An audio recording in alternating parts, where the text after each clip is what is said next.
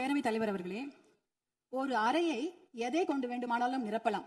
ஒரு அறையில ஒரு பருத்தி மூட்டையை கொண்டு அடுக்கினாலும் அது நிரம்பிவிடும். இல்ல அதே அறையில ஒரு என்ன சொல்றது, ஒரு வைக்கோல் போரை வைத்தாலும் அது நிரம்பிவிடும். ஆனால் அந்த ஒரு அறையில ஒரு மெழுகுவத்தி ஏத்தி வச்சா, ஒரு விளக்கு ஏத்தி வச்சா அந்த விளக்குடைய ஒளி அந்த அறையே நிரப்பிவிடும். அப்படிப்பட்ட ஒரு நிகழ்ச்சியை தான் நான் மாண்புமிகு ஆளுநர் அவர்கள் உரையில நான் பார்த்தேன். ஏனென்றால் அந்த உரையில் ஒரே ஒரு வாக்கியம், சமூக நீதி கணக்கெடுப்பு நடத்தப்படும் என்ற அந்த ஒரு வாக்கியம் இந்த சட்டப்பேரவை மட்டும் ஒளிபர செய்யவில்லை, தமிழ்நாடு மக்களின் அனைத்து இல்லங்களிலும் அது பிரகாசத்தையும் வெளிச்சத்தையும் ஒளியையும் கொண்டு நிரப்பியது. ஏன்னா 100 ஆண்டுகளுக்கு பிறகு சமூக நீதி கணக்கெடுப்பு நடத்தப்படும் என்ற அந்த வாக்கியம் மிகப்பெரிய ஒரு வரலாற்று சிறப்புமிக்க ஒரு வாக்கியம். அதற்காக மாண்புமிகு முதலமைச்சர் அவர்களுக்கும் மாண்புமிகு நம்முடைய தமிழக அரசுக்கும் எங்களுடைய பாட்டாளி மக்கள் கட்சி சார்பாக நன்றிகளையும் வரவேற்பையும் தெரிவித்துக் கொள்கிறோம். ரொம்ப அன்பாக மகிழ்ச்சியாக தெரிவித்துக் கொள்கின்றோம்.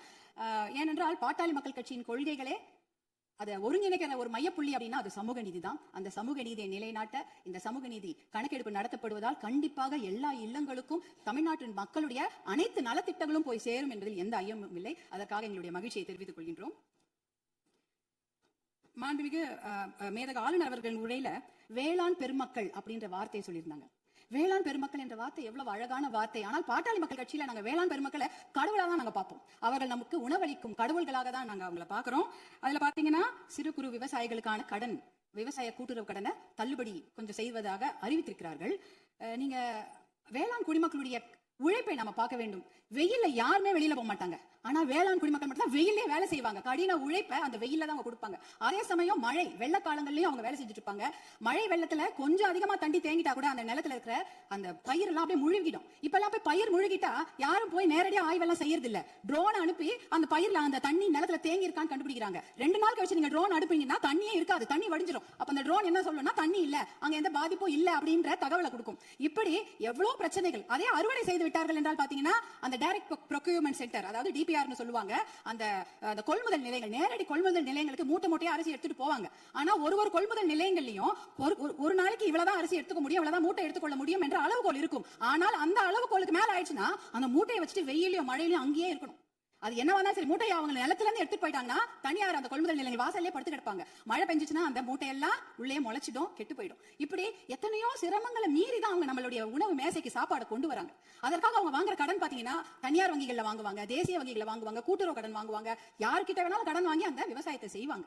அப்படி இருக்கும்பொழுது அந்த வங்கி கடன்களை நம்ம தள்ளுபடி செய்ய வேண்டும். மகாராஷ்டிரால பாத்தீங்கன்னா எல்லா வங்கி கடன்களையும் தள்ளுபடி செய்திருக்காங்க. நம்ம தமிழ்நாட்டில் நம்ம கூட்டுறவு கடன், அந்த கடனை வாங்கின கடனை முழுமையாக தள்ளுபடி செய்ய வேண்டும் என்பதுதான் எங்களுடைய வேண்டுகோள். அப்படி ஏன் தெரியுங்களா, தமிழ்நாட்டோட ஒரு 3 பேர்ல 2 பேர் விவசாயத்தை சார்ந்த தொழில் செய்யறாங்க தமிழ்நாட்டுல. அப்படி இருக்கும்பொழுது வருஷத்துக்கு நீங்க 10,000 கோடி கடன் வாங்கினவங்க கூட சந்தோஷமா வெளிநாட்டுல வாழ்ந்துடுறாங்க கடன் கட்டாம. ஆனா 10,000 ரூபாய் கடன் வாங்கிட்டு அந்த கடனை யாரா வீட்டு வாசல்ல வந்து கேட்டாங்கன்னா அவமானம் தாங்காம தற்கொலை பண்ணிக்கிறாங்க. 2021, 22, 23 கிட்டத்தட்ட 1968 விவசாயிகள் தமிழ்நாட்டுல தற்கொலை பண்ணிருக்காங்க. அப்படின்னா ஒரு நாளைக்கு 2 விவசாயிங்க தற்கொலை பண்ணிருக்காங்கன்றத இந்த புள்ளி விவரம் சொல்லுது. அவங்களால நம்ம காப்பாத்தி ஆகணும். இப்ப சூப்பர் எல்னினோ வரப்போகுது.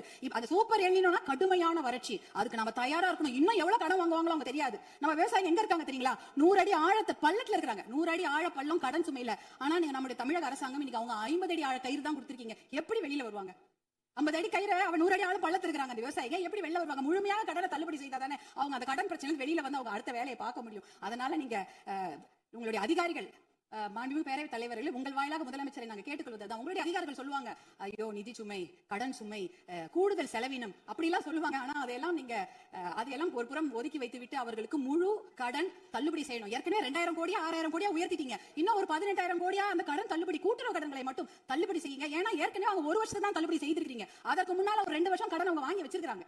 அந்த கடனையும் முழுமையாக தள்ளுபடி செய்தீர்கள் என்றால் அவங்க கண்டிப்பாக எத்தனையோ கடுமையாக உழைக்க தயாராக இருக்கிறார்கள். அவங்களுக்கு அந்த ஒரு ரெஸ்பெக்ட் நம்ம கொடுக்கணும், அவங்களுக்கு அந்த நிவாரணத்தை நாம் தர வேண்டும் என்று உங்களை எல்லாம் நான் அன்போடு கேட்டுக்கொள்கின்றேன். அடுத்ததாக பாத்தீங்கன்னா, தமிழ்நாட்டில் 2026ஆம் ஆண்டில் ஆட்சி மாற்றம் ஏற்படுவதற்கு காரணமாக இருந்தது பெண்கள் மற்றும் குழந்தைகளுக்கு எதிரான குற்றங்கள் கட்டுப்படுத்தப்படாமல் அதிகரித்ததுதான். ஆனால் ஆட்சி மாற்றம் ஏற்பட்ட பிறகும் அதே நிலை தொடர அனுமதிக்க கூடாது. பொறுத்தது போதும், நம்ம இனிமேல் பொங்கித்தான் எழ வேண்டும். ஏனென்றால் ஒரு பழமொழி சொல்வாங்க, அரசன் அன்று கொள்வான், தெய்வம் நின்று கொள்ளும் அப்படின்னு சொல்லுவாங்க. இன்னைக்கு நம்ம குழந்தைங்க மேல கைய வச்சவங்கள நம்ம சும்மா விடக்கூடாது. நம் பெண்கள் மேல் கை வைத்தவர்கள் சும்மா விடவே கூடாது. இதுக்கு மேல நம்ம பொறுமையா இருக்கிறதுல அர்த்தமே கிடையாது. துபாய், அரபு நாடுகள், இல்ல சிங்கப்பூர் போன்ற நாடுகள் எல்லாம் இப்படிப்பட்ட கொடுமையான குற்றங்களை செய்தவர்களுக்கு உடனடியாக சட்டப்படி மரண தண்டனை கொடுக்கிறார்கள். அந்த மரண பயத்தையும் உயிர் பயத்தையும் அந்த தப்பு செய்தவங்களுக்கு நம்ம கொடுக்கணும். அப்படி இருந்தாதான் இந்த பெண்கள் குழந்தைகளை காப்பாற்ற முடியும். வேற வழியே கிடையாது. ஏன்னா அவங்க நினைச்சிட்டு இருக்காங்க இன்னும் ஒரு 5 வருஷம் பொறுமையா கேஸ் ஆடிட்டே போலாம், பொறுமையா வெளில வந்துடலாம், இந்த கோர்ட்ல அந்த கோர்ட் அந்த கோர்ட்ல அதுக்கு மேல கோர்ட்னு போய் அவர்கள் வெளியில வந்து விடுவார்கள் என்ற தைரியத்துல தான் இவ்வளவு பெரிய தவறுகளை செய்கிறார்கள். அவர்களுக்கு அந்த உயிர் பயத்தை, குழந்தைகள் மேல் கை வைத்தவர்களுக்கும் பெண்கள் மேல் கை வைத்தவர்களும் அந்த உயிர் பயத்தை கொடுத்தாதான் இனிமேல் அந்த தவறை செய்ய மாட்டாங்க. அதுக்காக இனிமேல் நாம பொறுத்தது போதும், பொங்கி எழ வேண்டும் என்று மறுபடியும் நான் உங்களை வேண்டி விரும்பி கேட்டுக்கொள்கின்றேன். அப்புறம் தருமபுரி மாவட்டத்திற்கு ஒரு என்னுடைய கோரிக்கைகள். தருமபுரி காவிரி உபரிநீர் திட்டத்தை உடனடியாக அறிவிக்க வேண்டும். தருமபுரி மாவட்டம் மிகவும் பின்தங்கிய மாவட்டம், ரொம்ப வறட்சியான மாவட்டம். அங்க நாங்க நிலையங்களோ கட்டிடங்கள் எல்லாம் கேட்கல, குடிக்கிறதுக்கு தண்ணி கேட்கிறோம். ஒரு ஆளுக்கு ஒரு குடம் தண்ணி கூட கிடையாது. ஒரு ஆளுக்கு ஒரு குடம் தண்ணி கூட கிடையாது. தருமபுரி மாவட்டத்தில் 2 பெரிய ஆறு ஓடுது. காவிரி ஆறு ஓடுகிறது, தென்பெண்ணை ஆறு ஓடுகிறது. ஆனா அதுல இருந்து தண்ணி அவங்களால குடிக்க முடியாது. ஏன்னா அந்த தண்ணி அவங்க வீட்டுக்கு வராது, பார்க்க தான் முடியும். நேரா பாப்பாங்க, ஆறு எதிர்க்க ஓடும், தண்ணி வீட்டுக்கு வராது. இப்படிதான் அதோட நிலைமை. அந்த தர்மபுரி காவிரி உபரிநீர் திட்டத்தை செயல்படுத்தினாங்கன்னா கண்டிப்பாக தண்ணி அவங்களோட ஏரி குளங்களை நிரம்பிவிடும், எத்தனையோ குடும்பங்கள் பிழைத்து விடும். அது ஒரு அந்த திட்டத்துக்கு நீங்க ஃப்ளோரோசிஸ் கூட, ஃப்ளோரைடு கூட தர்மபுரி மாவட்டத்தில் இருக்கு. எல்லாருடைய பல்லும் கருப்பா இருக்கும், மஞ்சள் கலரா இருக்கும் தர்மபுரி மாவட்டத்தில் மக்கள். அது பாத்தீங்கன்னா அந்த ஃப்ளோரோசிஸ் என்ற ஒரு தன்மை, அதெல்லாம் குறைக்கணும்னா நல்ல தண்ணியை கொடுங்க. தர்மபுரி காவிரி உபரிநீர் திட்டத்தை நீங்கள் செயல்படுத்துமாறு அன்போடு கேட்டுக்கொள்கின்றேன். அடுத்தது தர்மபுரியில சிப்காட் தொழிற்பேட்டை அனௌன்ஸ் பண்ணி 18 வருஷம் ஆச்சு. 2 முறை அதுக்கு திறப்பு விழா பண்ணியாச்சு. ஆனா கூடுதல் நிதி ஒதுக்கீடு செய்ய வேண்டும். அந்த இடத்துல 2 நிமிஷம் கூடுதல் நிதி ஒதுக்கீடு செய்து தருமபுரி மாவட்டத்திற்கு அந்த சிப்காட்டை உயிர் கொடுக்கணும். ஏன்னா தருமபுரி மாவட்டத்தில் 3 லட்சம் இளைஞர்கள், 3 லட்சம் குடும்ப தலைவர்கள் புலம்பெயர்ந்து மற்ற ஊருக்கு போய் பழிச்சிட்டு இருக்காங்க. அவங்க குடும்பத்தோட சேர்ந்து வாழறதுக்கு நீங்க வழிவகை செய்யணும். கூடுதல் நிதி ஒதுக்கீடு செய்து அந்த சிப்காட்டுக்கு உயிர் கொடுக்க வேண்டும் என்று கேட்டுக்கொள்கின்றேன். அடுத்தது பாத்தீங்கன்னா தர்மபுரி மொரப்பூர் ரயில்வே திட்டம். சென்னையில இருந்து எல்லாரும் அவங்க ஊர் தலைநகரம், மாவட்ட தலைநகருக்கு ட்ரெயின்ல போலாம். ஆனா எங்க ஊருக்கு மட்டும் போகவே முடியாது ட்ரெயின்ல. தர்மபுரிக்கு சென்னைக்கு ட்ரெயின் கனெக்ஷன் கிடையாது. அது மொரப்பூர்ல ஒரு பெரிய பிட்டு உடைஞ்சு போயிருக்குது. அதுக்காக பாட்டாளி மக்கள் கட்சி நாடாளுமன்ற உறுப்பினர்கள் 2004 இருந்து போராட்டம் பண்ணி 2019 அந்த திட்டத்துக்கு அனுமதி வாங்கி ஃபண்டும் வாங்கி கொடுத்துட்டாங்க. ஆனா நிலத்தை வாங்கி கொடுப்பதில் கொஞ்சம் நிறைய சிக்கல்கள் இருக்கு. 50% நிலம் மட்டும் தான் அதுக்கு ஒதுக்கீடு செய்திருக்காங்க. அந்த திட்டத்தை விரைவாக செயல்படுத்த வேண்டும். அதற்கு நீங்கள் சிறப்பு கவனம் தமிழக அரசாங்கம் செய்ய வேண்டும் என்று உங்களை அன்போடு கேட்டுக்கொள்கின்றேன். வருமானம் இல்ல நம்ம சொல்லிட்டு இருக்கிறோம். ஆனால் நிறைய நல்ல திட்டங்கள் இருக்கிறது. அதாவது பாலிசி டிசிஷன்ஸ் பண்ணாலே அந்த வருமானம் தேவை கிடையாது. இப்ப இளைஞர்களுக்கு வேலை வாய்ப்பு 75% நீங்கள் உறுதி செய்து விட்டீர்கள் தனியார் துறையில அப்படின்னு சொன்னீங்கன்னா, தனியார் துறையா அவங்களுக்கு வேலையை கொடுப்பாங்க. தமிழ்நாட்டு இளைஞர்களுக்கு வேலை கொடுக்கப்படும். வேலை இல்லா திண்டாட்டம் அதே குறைஞ்சிடும். அதே போல மாவட்டங்கள் அதிகமாக இருக்கிறது தமிழ்நாட்டில்.